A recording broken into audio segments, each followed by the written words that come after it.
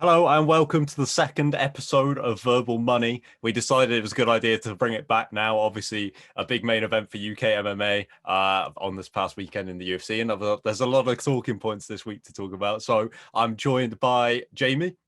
All right, how you going? Not too bad, mate. Jake. Good, good. How are you keeping over in the fine land of where the fuck you live? Doing pretty good down south, mate. Doing pretty good. And Steve. How's it going, guys? You all right? Going pretty good. This is Verbal Money, the podcast where we deal with the big questions like how much does Anderson Silva get paid to take that fall? Obviously, a big UFC main event for us UK MMA guys with Arnold Allen taking on Calvin Kattar. Another main event ending because of an injury, which absolutely sucks. And maybe I'm looking into this too much, guys. I'll let you be the judge. But this fight felt really like the Leon Edwards Bilal Muhammad one to me, where we only got 5 rounds, but I might be looking into it too much. But I was so impressed by Arnold Allen whilst the fight was still going. I don't know about you guys, but convincing to me. It's quite scary how similar their two careers are kind of aligning at the moment. Obviously, Leon went on this massive tear of this win streak that he was on, then came up against Bilal Muhammad, and obviously we saw what happened there. It seems like the exact same situation with Arnold Allen. He's got the big main event spot, possibly could have earned himself a number one contender or interim title fight, let's say. And then what happens, and it's like he's back to where we just don't know what's next for him. Mm. It's a good point where with Volkanovski moving up to take on his son Makachev, he asked for a statement. I know that Arnold was gutted about it because it really felt like this was his moment to take that opportunity. And it didn't end up working out for him. Jake, I know that you put up your picks for Matchmaker Monday today. How do you see the rest of the division playing out? Well, it was more difficult than I had expected because after kind of a division gets shaked up, I don't just match up the winners and losers on the main card. I might pick a whole division. And so I decided I'd do it for 145. For the champion Volkanovski, it's fairly self-explanatory. It does seem like he's going to go up to 155, fight Islam Makhachev, try to become a double champion. So his days at 45, they're on hold for the foreseeable future. For Max Holloway, this was actually he's in such a difficult position right now because I've seen people talk about, kind of being in the Robert Whittaker, Colby Covington, Rich Franklin zone where you've lost 2 to the champion and it's going to be really hard to get another title shot. Max Holloway's lost 3 to the champion, all for the title. It's going to take a Herculean win streak for him to earn another chance at the title. So just going down to the rankings, I couldn't really find anyone that made sense. The first name that stuck out to me was the Korean Zombie, but that just seems unfair. I mean, like doing Holloway versus the Zombie in Korea, like for Zombie's retirement fight, that's nearly an insult to him. So the only other fighters I could find were Bryce Mitchell and Ilya Taporia, and they're fighting each other. And I know it seems like an absolutely ridiculous fight to make, but why not? Holloway needs someone to fight, and I can't really find anyone that makes. I mean, there are fighters who make sense, but there are more sensible matchups to make for those other fighters. For Brian Ortega, for Yair Rodriguez, he looks like he might be in position to maybe get a title fight, but he's refusing to fight anyone who's not Volkanovski.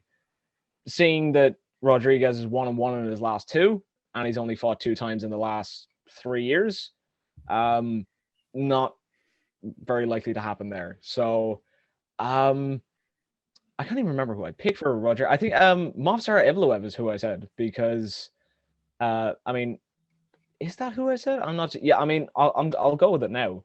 I mean, Evloev, he's a dark horse at 145, and if Rodriguez is going to stay on the sidelines, Evloev could pick up one more big win in the meantime, and that fight could make more sense in the future. Brian Ortega and Calvin Kattar, they're both on the sidelines with injuries right now. So if their recovery timelines match up well, then I think that's a good fight to make. And then for Arnold Allen and Josh Emmett, stick him in as the co-main event to Edwards versus Usman 3 for an interim featherweight title.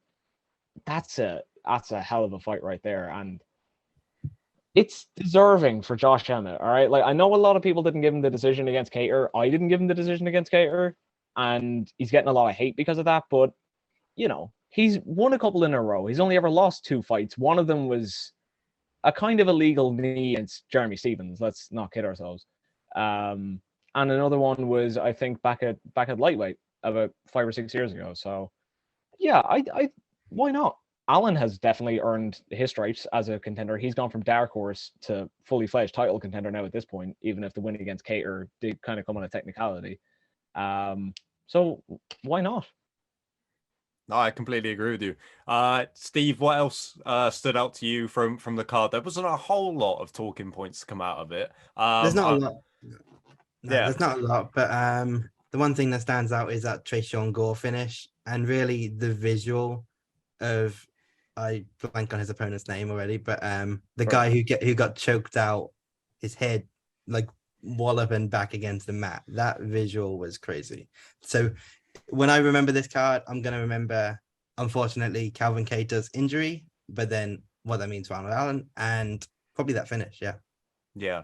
Trajan Gore's opponent, by the way, if you're from the UK, it is impossible to not say Josh Fremd without doing an in-betweeners impression at the end. I can't say it without something in my brain wanting me to do it. The other big talking point that I've seen a lot of people weighing in on was the Khalil Roundtree split decision. I know that it was a controversial one. I haven't had time to watch the fight back, but Jamie, I know that you were talking about it at the time of the fight happening. Yeah, it's a weird one because coming up to this fight, I was a bit skeptical of Jacoby going in there with Roundtree because I thought he kind of earned himself an opponent up the rankings. So I was a bit kind of skeptical. Obviously, it was a phenomenal matchup and we knew it was going to be between 2 really, really good strikers. I kind of thought it would be a chess match, but what we saw was a chess match, but one in which that I think Jacoby definitely edged the fight. I mean, to say that Roundtree won that fight, I don't know what criteria you're kind of basing it off or on what grounds. But look, I'm not saying that it wasn't a close fight, 'cause it was. But when you're talking of robberies and you're talking of Jan getting robbed the week before, I think if either of those 2 men have been robbed, it's going to be just Dustin Jacoby that you say got robbed. It was just one of those ones where I didn't see one person on Twitter saying, "Oh, that was the correct decision," or "That was a close enough fight to edge it either one." I think no matter who you talk to, they're going to say Jacoby won that fight. Yeah, quite disappointing as well. I think it was Ben Cartledge was the deciding judge who scored it for Khalil Roundtree, who is usually a really reliable ref. Judge from the UK who has just had his Vegas permit to go and to judge rather over there. So I was surprised at first when I saw so many people complaining about it. But that's pretty much it for the UFC this week. There wasn't a ton of talking points, as we said. There were, however, talking points coming out of Bellator Milan, despite the fact that the media don't promote the events. If you listen to Josh Thompson, so no one knew about it. But don't even get me started. It's our fault. It's our fault. It's our fault. No, we weren't talking about Bellator. I mean, Kyle, how many times have you and I had a discussion when we're doing spaces on Bellator? Literally the only talking point, even when there's a good fight on, is that I don't even know this fight was going to happen. Bellator doesn't promote their cards. But no, it's the media's fault, apparently. Yeah.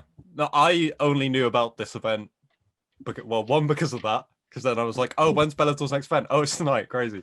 And because of course, Fabian Edwards fighting, who we're all very always interested in watching him fight and do his thing. The talking point going in from the Fabian Edwards perspective was that he should be 1 fight away from a title.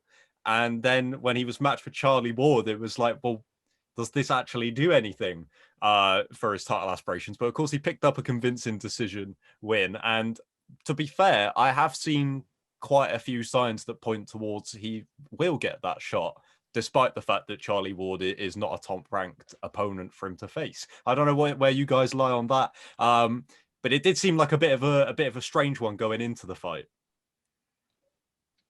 I agree. I would just like look at Bellator's matchmaking. Sometimes they're not the best when it comes to it, and I think this is a prime example of it, because you have a guy in Fabian Edwards who he was the number 2 contender coming into this fight, and he was coming off a big knockout win over, yes, the ghost of Lyoto Machida, let's be honest, but still, it was a win that got a lot of people's attention, and it looked like he was the sensible next contender.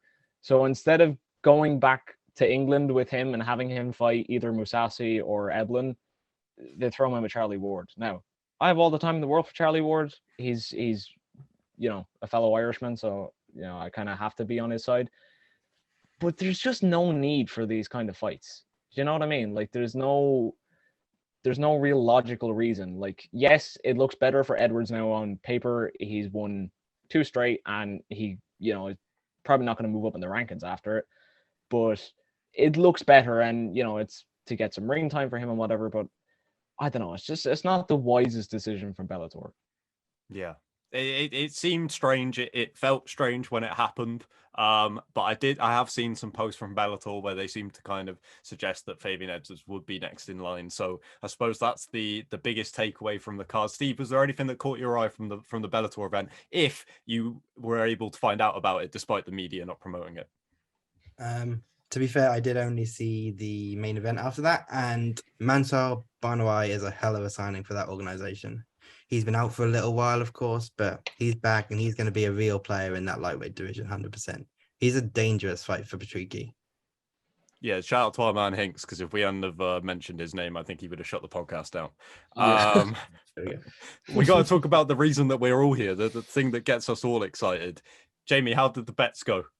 Oh, mate, I had an absolutely terrible weekend. We picked a bad week to start it. Yeah, and I think I put a tweet out on Sunday morning that transparency is key in something like betting. You can't be putting just what you win on the social media sites and whatnot. You've got to be transparent of what you lose, the bad weekend you have, and it happens. Like it was due to happen. I'd had a couple of really good weekends, and this one was just the one that killed me. I think coming into it, it was a bit of a weird one, because at the start of the week, I think we were still only on 9 fights, weren't we?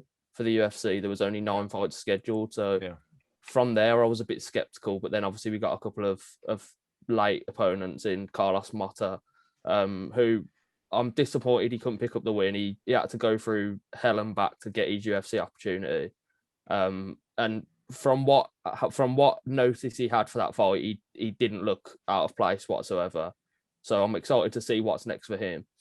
But other than that, yeah, my bets kind of ran dry throughout the night, just one after the other, just falling. Yeah, I saw that the Chase Hooper one hurt a little bit. But yeah, the main event also killed me a bit, because I had that to go over 2.5 rounds, which I think at the start of the night was a bit of a banker. Like, 2 really, really tough opponents who more often than not go to a decision. I think a lot of people thought that this was going to go the distance, so I thought it was kind of a safe bet to say over 2.5, but obviously that just ended in like really unfortunate circumstances. So yeah.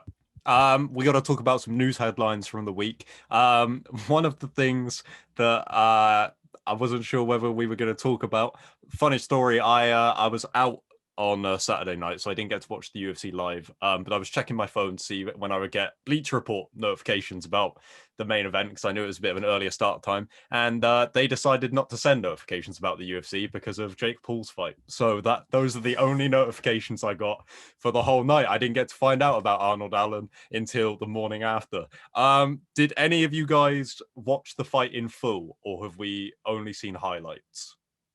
You watched the fight. Was it a good fight? I did. It was a surprisingly good fight. Like, you're a better man than me, Steve. Like, I don't know how you do it. I did watch the fight in full. I watched the Uriah Hall fight too. Now that is commitment. Yeah, that's commitment. Yeah. Yeah. It was a really good fight. It's Jake Paul's best fight to date. Jake Paul's toughest fight to date. And like, it started off, Anderson was making him miss a lot, but Jake was just coming forward. He landed on him quite a bit by the end. And I mean, yeah, it was a fair decision for Jake Paul, and he looked good against, albeit a 47-year-old Anderson Silva. But it's Jake Paul against Anderson Silva, and Jake Paul won the fight fair, which is a crazy statement to say. That is pretty crazy to say. I'm going to be honest. Any sort of interest I had in this fight was gone during the build-up, with the Anderson Silva interview where he said about being knocked out in sparring and stuff like that. That at that point, I just thought, nah, I hate to be one of those people that no matter what Jake Paul does, it's like, but the guy's old, because Anderson Silva is a hell of a name to have on your resume, but it just lost all steam for me after that. I know that Anthony Smith has been in the news lately for talking about it. What was your guys' thoughts on his take of people should boycott Jake Paul's fights? I think if people enjoy it, people enjoy it. You can't change people's opinions on it. If they enjoy watching him fight, they enjoy watching him fight. It's down to them. But what I kind of don't, I will respect the man when he fights a boxer. He's just dragging old legends through the dirt, which, I mean, it's making him a lot of money, and he's getting respected for it, because beating Anderson Silva, I mean, no one could go in there and do that, no matter how much training you've gone through. So he's a better man than most are. But once he actually fights a boxer, I think is when he will get a lot of respect, not just from the fans, but from people that are in the industry themselves. Yeah. Just to kind of play devil's advocate on that point, then, Jamie, what do you classify as a real boxer? Because if we're taking influencer boxing per se, and we look at the example of KSI's 2 fights in one night, the pro boxer that he fought was like 2-5, got knocked down 7 times in 3 rounds, and like I can't even think of a word. Like he was cowardly. He was a cowardly journeyman. Yeah, that's completely fair. Yeah, but that's like, do you still count that as a real boxer? Would you count Tommy Fury as a real boxer? I'd count Tommy Fury as a boxer, because he's lived and breathed boxing since he was however years old. And who was the guy that he was supposed to be fighting before? Was it before he fought Woodley again? Who dropped out because of the clause that they had in place? I can't remember the dude's name. That's the one, Steve. Yeah. If he was to get in the ring with him, he'd already get a whole lot more respect from me, because he's a guy that, I mean, I don't watch boxing very often at all, so I'm not too sure on his credentials. But from the way that everyone was speaking in the media, he was actually like a really good opponent for him. And if he fought him, then a lot of people would have respected it. Yeah, totally agree. Check back in on us in a few months for when we talk about Jake Paul versus Uriah Hall. He wanted that fight. He said he wanted that fight. Uriah did. It's going to be him against Diaz, which is. I swear to God, I would root for Jake Paul at that fight. I would like. That's how little I care for Uriah Hall's fights. Would he finally get your respect, Jake, for beating Uriah Hall, or does that mean less? That means so much less. I don't want to see him fight Nate Diaz. I rate Deji as a better win than I would Uriah Hall. Oh. Wow. Incredible. Hey, Deji's gonna knock out Floyd. Mark my words. Stay tuned for that then. The most unexpected news of the week, something that nobody saw coming. It was just suddenly announced when I woke up one morning. It's that Askar Askarov is no longer in the UFC. Highly ranked contender at flyweight, was just found himself in a title eliminator in his last fight with Kai Kara-France, which was an incredibly close fight. What was your guys' reaction to seeing this? Because I kind of still can't believe that it's happened. Yeah, I'm really still trying to come to terms with it, because like you said, Carl, he's one of the top fighters in that division. Just came off the back of an extremely close fight with Kara-France, who obviously went in for the interim fight. So it's not as if he's had his time in the UFC. He was pretty much only just getting started for me. So it was really surprising. I'm not sure whether it was because of health implications that he'd suffered or whatnot that kind of made the decision for him. But I've got no doubt he's going to go elsewhere and fight elsewhere. So it just seems a bit of like a what if moment. Yeah, for sure. Another thing that's been going on this week, talks around a fighter leaving the UFC, although unlike the Askar Askarov one where we all woke up and it had already happened, this one is a rumor from Daniel Cormier that nobody really knows if it's true or not. And yeah, it got blown way out of proportion instantly with people talking about trade deals and all that. So trade deals have been like the talk of the week. And from a rumor, Piotr Jan for Arjan Buller. Like, oh my, what is wrong with our community, honestly? No disrespect to Arjan Buller, good fighter, but we saw him in the UFC, and if I'm not mistaken, he got omoplatted. That's almost as bad as like Askren for Mighty Mouse, looking back at that one as well. Yeah, so, no, that would be worse. That would be infinitely worse, because Askren was like a mystery that in hindsight we realized he was crap and past his prime, let's be honest. But that trade at least made a lot of money for the UFC on the other direction. Yeah, I mean, it turned more him as like, Buller is saying that like, oh, there's like 1 billion guaranteed people to watch, like all his fans back in India. I can guarantee, like, I swear to God, being over a 1, they have absolutely messed with his mind that there is billions of potential viewers who want to watch him fight. I mean, 1 is a whole other situation. I think we've spoken about this without actually mentioning who it was. Peter Yan apparently was upset about the decision against Sean O'Malley and supposedly was exploring other options. Which I can understand where that might have come from with him being frustrated. Whether that went any further than him talking to his manager and asking his manager to maybe, poke the UFC and offer him, maybe an extra 0 on his contract, or maybe he'll start to test free agency, because the UFC gets scared about that kind of stuff. I really don't know whether we can look into this in any way. No. It feels like a type of argument that I have at work with my manager, and then go into the boardroom, punch in the air, and I'm gonna quit. Oh, it's come on, man. It's just it must have been a heat of the moment thing when he lost to O'Malley in what was an extremely close fight. Let's not beat around the bush. It was an extremely close fight. So for him to have came out of that and been like, oh, I want to leave. If he did say that, fair enough. But I can almost guarantee it would have been a heat of the moment thing that next morning he probably woke up and didn't even remember saying it. Well, he's in a weird spot now, isn't he? He's lost twice to the champion, technically, whatever you want to say about the first one. He's now lost to Sean O'Malley, but you've still got a lot of people, myself included, honestly, still think he's the best bantamweight in the world. So it's kind of, you can't really throw him in there with Aljo, obviously. If Aljo loses the title to Sean O'Malley, then there's the rematch. That's the fight. But the thing is with bantamweight being so deep as well. Sorry, Jack. The thing is with bantamweight being so deep is that even if he fights someone that's just inside the top 10 or just outside, it's still going to be an extremely exciting fight that a lot of people will want to see.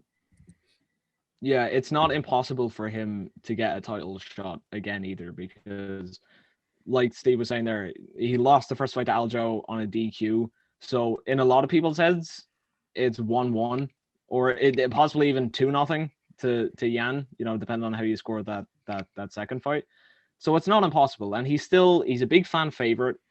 He's still elite. Like the fight against O'Malley, I know we were all kind of taken aback by how good O'Malley looked, and a lot of people were saying maybe Yan didn't look himself, or Yan was robbed. However you feel about the decision, that's irrelevant. The fact of the matter is Yan is still one of the best in the world, and I don't think he's going to leave. I don't think he's considering leaving. If we're being honest, Daniel Cormier's credibility, he probably overheard Yan saying something to his corner in Russian, and Cormier used his extensive knowledge of Russian to translate that and tell Ryan Clark. Like that's probably what we're dealing with here. So I don't think there's anything to be worried about in terms of Piotr Yan leaving. If he does, I'll be surprised. And I mean, if he did leave, where would you want to see him go? I think the only option, not the only option, obviously he'd have everyone trying to get in, but I think the only one he'd even consider is one. Yeah, for sure. So there's enough big names there as well. Obviously the pay would be a big thing. The exposure in that part of the world for him would be massive. But there's enough names there with the likes of John Lineker in that division, Bibiano Fernandez, Fabricio Andrade, who is insanely good.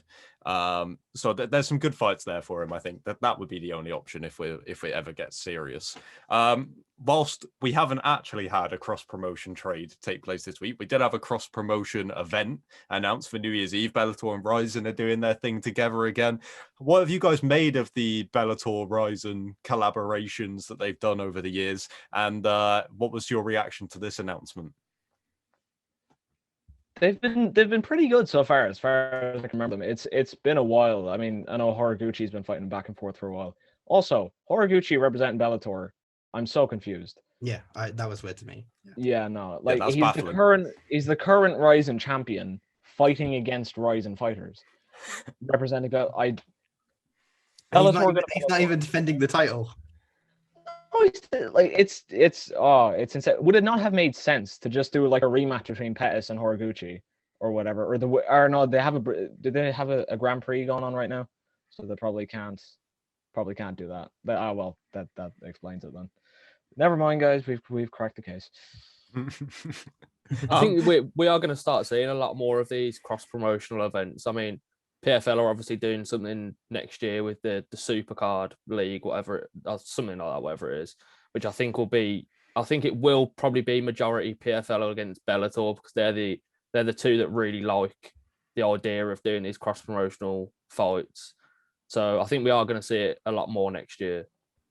Yeah, I think so too. I think it's going to be something we're going to be talking about a lot more, especially if this relationship with Bellator and Ryzen goes well, and they can show people how to do it and how to make sure both parties benefit from it. The last thing I put in the little news running order whilst I was searching for what we were going to talk about is a news article that I did not see come across my Twitter timeline this whole week. Am I surprised? No, but apparently Tyron Woodley revealed in an interview that he has changed his nickname from The Chosen One to The Realist, which I thought was amazing. Always good to check in on Tyron Woodley every now and then, see what he's got coming up with.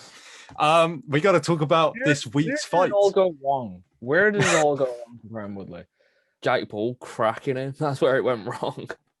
It had to have started before that. Like, Usman must have hit him so hard that everything has just massive shit saying down his legacy. Incredible. Poor Tyron Woodley. Friday night at the O2, Cage Warriors is back in London with a main event that they're billing as the biggest rematch in Cage Warriors history. And to be honest, after the first fight and all of the lead up to this one, the various fights that have been made and cancelled and happened instead, Jordan Vucenic versus Paul Hughes feels like a big deal. I do. This is a topic maybe for another day, but I do wish that Cage Warriors was still on BT Sports so that this felt bigger. There was a lot more promotion, because I just don't feel like I've seen that much about it so far this week. Hopefully we get more. But it's an incredible main event. It's a really good Cage Warriors card as well. Like, obviously the matchmaking on these Cage Warriors cards is always incredible, but a ton of Cage Warriors big names and regulars on here, as well as like nearly all of their best prospects as well on this one event. What's standing out to you guys? Obviously the main event, but Yeah, I think the main event will be whoever wins gets the UFC, won't it? Like, let's have it right. It's going to be that. But yeah, like you've said everything there, Kyle. It's a phenomenal event that Cage Warriors always turn out. They always put on these incredible events that always live up to the expectations. The one that's really standing out to me, obviously the main event, is just like that. It has big implications for Cage Warriors. Obviously, I love myself a good title unification fight for whatever reason, and it's a big rematch as well. But the one that's really sticking out to me is the return of the great Modestas Bukauskas. I know he's been out since last year. I'm pretty sure since Khalil Roundtree did a bit of a number on his knee, and I'm excited to see him come back, because he didn't have the best run in the UFC in terms of results, but my God, he's incredibly talented, and I think just as his career goes on, I think we will see him in the UFC for a second time, and I think he was a good addition to the 205-pound division. So hopefully he can get the win on a Friday night, and I think we might see him back in the UFC sooner rather than later. And a great opponent in Lee Chadwick as well. Steve, anything? I want to touch on Harry Hardwick and Steve Aimable, which is a big fight near the top of the division in featherweight, especially if we're going to have a Reagan championship soon, let's be honest. And when we mentioned Harry, of course, I spoke to George a couple of weeks ago. He's got a fight coming up at the end of the month. So good luck to our boy George Hardwick. That's awesome. Yeah, I'm going to be at the card on Friday. I'm really excited. When I look at Cage Warriors, when I look at the card, this feels like the best card I've seen them do in a long while, at least. Yeah, I'm looking forward to getting down to the Indigo on Friday. It's going to be a good one. Yeah, for sure. Quick mention to, if you are tuning in for the card, some of the prospects on this card, I would say, if you ask me to name 3 people in Cage Warriors who could go on to be in these big main event fights and maybe progress, I would have told you Oban Elliott, Cowden Loughran, and Nathan Fletcher, and all 3 are on this card in some pretty big fights. Before we close the door on Cage Warriors, I've got to ask you, what's your pick for the main event? Because I have no idea. I am leaning, like, I was going to say 55-45. I don't even know if I'm going that much on it, but I'm slightly leaning towards Paul Hughes. I am as well. I memean, it's easy for me to back the fellow Irishman, Paul Hughes, but I do think he's going to get it done this time around. I went back and I watched their first fight earlier on. Close fight. I still honestly don't know where I stand on the decision. Honestly, I probably have to go back and give it a thorough watching through to get a better idea of what the judges were seeing and using the criteria to get a proper assessment. But either way, I think this is going to be an absolutely amazing fight. I'm going to take Paul Hughes. I'm not sure by what, so I'm going to say decision, but I may change my mind on that the closer that we get to the fight.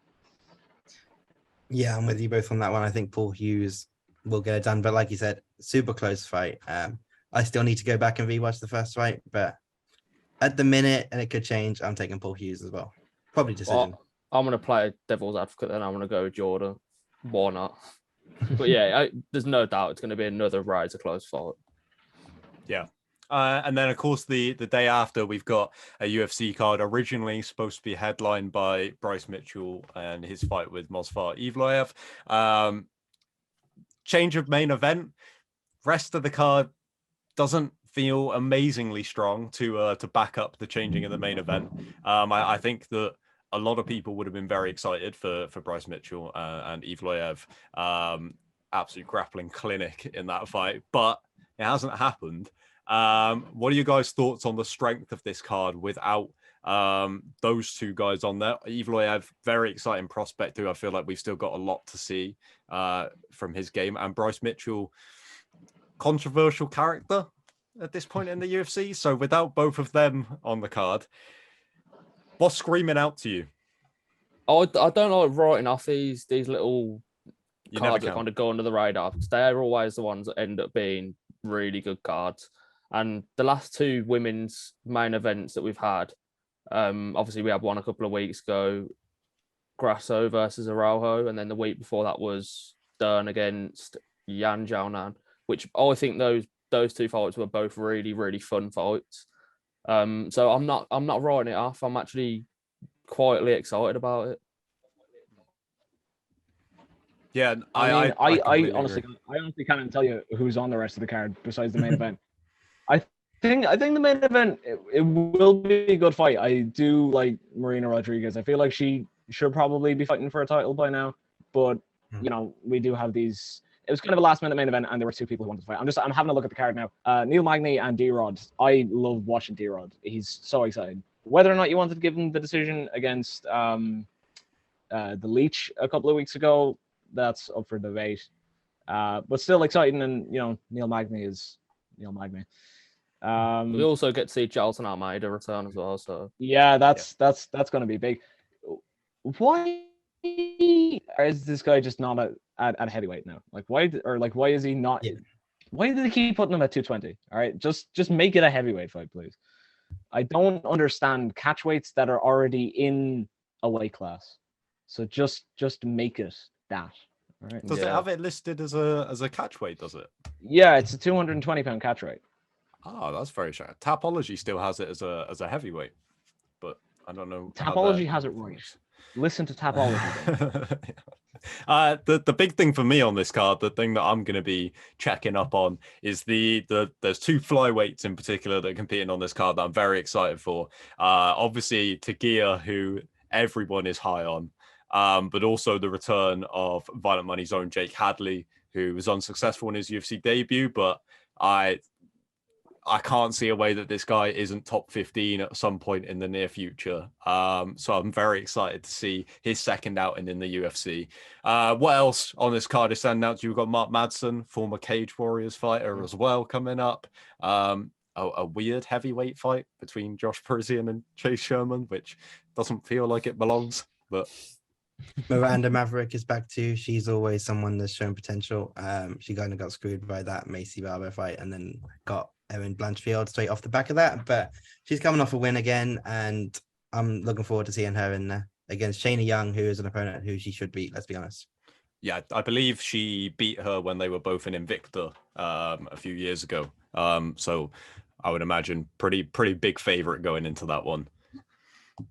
What else is there to chat about on this card? Just realised Ludwig Schlinian's on the UFC card this weekend, who obviously Ultimate Fighter prospect, he's an extremely exciting fighter. He's always in a war, so he's gonna be a good fight.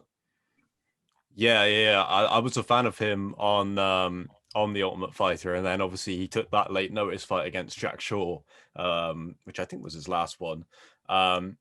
So yeah, excited to see him back. I hope that things didn't go his way in the Ultimate Fighter, and then obviously he got a late notice step in against Jack Shaw, which obviously incredibly tough task on late notice. So yeah, it'd be good to see him get a proper go in the UFC against an opponent and actually get some time in beforehand.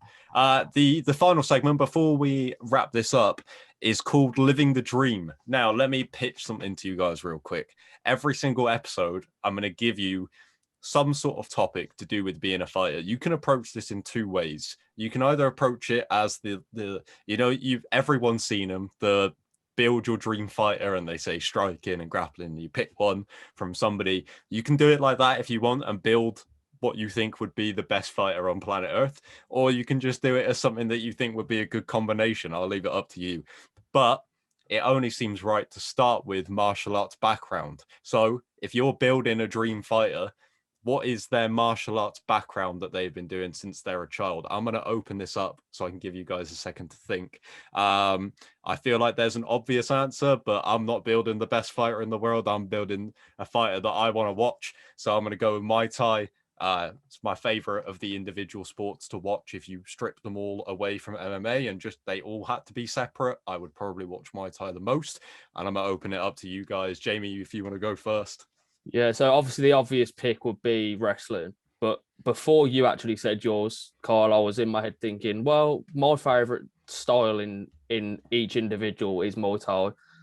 Some of my favourite fighters like Fiziev, Peter Yan, they're fighters who have got a really exciting base. And if I had to watch one, like you've just said, it would be Muay Thai, because it is just one of the most exciting combat sports out there for me. I thought I was going to be all fucking original saying Muay Thai, and now I feel like I'm just jumping on the bandwagon. But yeah, like I think it applies for both. Like both, if you just want to, build your ideal fighter to watch or to be the ideal fighter, I think they both apply, because Muay Thai, it provides you obviously with an amazing striking base, but through the clinch work in Muay Thai as well, you can learn a lot about grappling. And yes, if you come into a fight with just your Muay Thai clinch, like if you come into an MMA fight knowing all your grappling knowledge from Muay Thai, yeah, you're probably going to get wrestled to the ground, but you'd be surprised. I think you would. So I'm going to say Muay Thai as well. It's super fun to watch, and it's pretty effective. Yeah, I'm not going to go for Muay Thai. I'm going to have a bit of fun with this. You guys are going to laugh at me. I know this. I myself have a karate background, so it's not something you see common in MMA. Obviously, Lyoto Machida is really the most famous, and he's one of my favorite fighters of all time. So for those reasons, I'm going to pick karate. And it is just a fun style to watch sometimes. Sometimes it doesn't really work, but sometimes when it comes off, it's a great style to watch. So I'm going to go with that. I'm really glad that you picked something different and that we all didn't pick Muay Thai. I thought I was going to have to pull a Tony Ferguson move and break out the Wing Chun dummy. was like, this isn't going to end well. Thank you guys for joining us for the second episode of Verbal Money. Guys, I'm just going to let you plug your social medias. We'll be back next week as well. So, yeah, go follow me on Twitter and Instagram, Jamie Theo MMA. This week, towards the later end of the week, I'll have my picks for this weekend. Pity we couldn't get it on this, but you know what the UK markets are like. They don't open it up till Thursday night. So, yeah, just look out for that. Yeah, okay, you can follow. JEDMMA. Sorry for cutting you off there, Steve. Go follow me on Twitter. And make sure you follow VM_TV_. So you're all caught up on social media with everything that we're posting. It's been a pleasure to speak with you, gentlemen, and I hope to see you. Yep. You can follow me on Twitter at SCFAC, SCFACK. It's been a pleasure joining you guys for the first time today. This Friday, like I said earlier, I will be at the Cage Warriors card, so expect some content from there. And next week, we'll probably have another podcast before then, but I've got a really cool UFC interview lined up, so check out or look out for that on Violent Money. good stuff. Catch you guys later. So, boys. Adios. All right. Sweet. Cheers. Catch you later. Awesome, boys. Someone have a good night, boys. Laters.